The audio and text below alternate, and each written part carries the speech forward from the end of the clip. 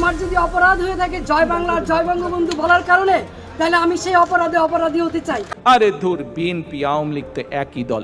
দল হিসাবে তারা যদি অন্যায় করে থাকে তাহলে দেশের আইন অনুযায়ী তার বিচার হবে।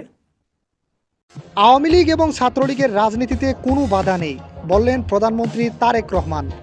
প্রিয় দর্শক, ছাত্র জনতার গণ অভ্যুত্থান এবং পরবর্তী অন্তর্বর্তী সরকারের শাসনামলে স্বৈরাচারী কর্মকাণ্ড, মানবাধিকার লঙ্ঘন ও ব্যাপক দুর্নীতির অভিযোগে কোণঠাসা হয়ে পড়েছিল বাংলাদেশ আওয়ামী লীগ।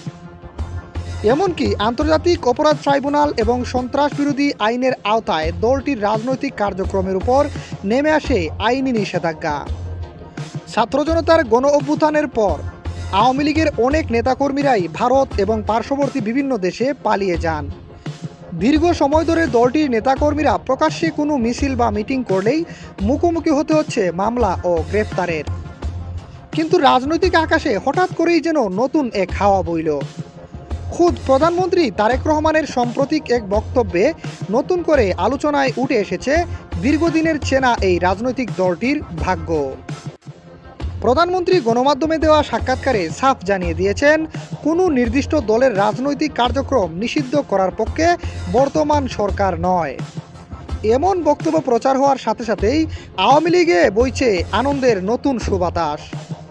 প্রধানমন্ত্রী তারেক রহমান বলেন, আমরা গণতান্ত্রিক বহুতত্ত্ববাদে বিশ্বাসী এবং কোনো নাগরিক বা দলের রাজনৈতিক অধিকার কেড়ে নিতে চাই না। রাজনৈতিক বিশ্লেষকদের মনে এখন ঘুরপাক খাচ্ছে একাধিক প্রশ্ন।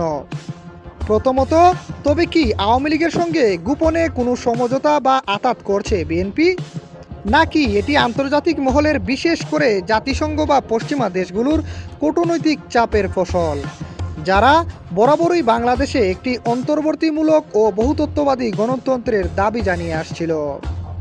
প্রিয় দর্শক, প্রধানমন্ত্রী তারেক রহমানের আওয়ামী লীগের রাজনৈতিক অধিকার নিয়ে এমন সিদ্ধান্ত আপনি কিভাবে দেখছেন? আপনার মূল্যবান মন্তব্য জানিয়ে দিন আমাদের কমেন্ট বক্সে।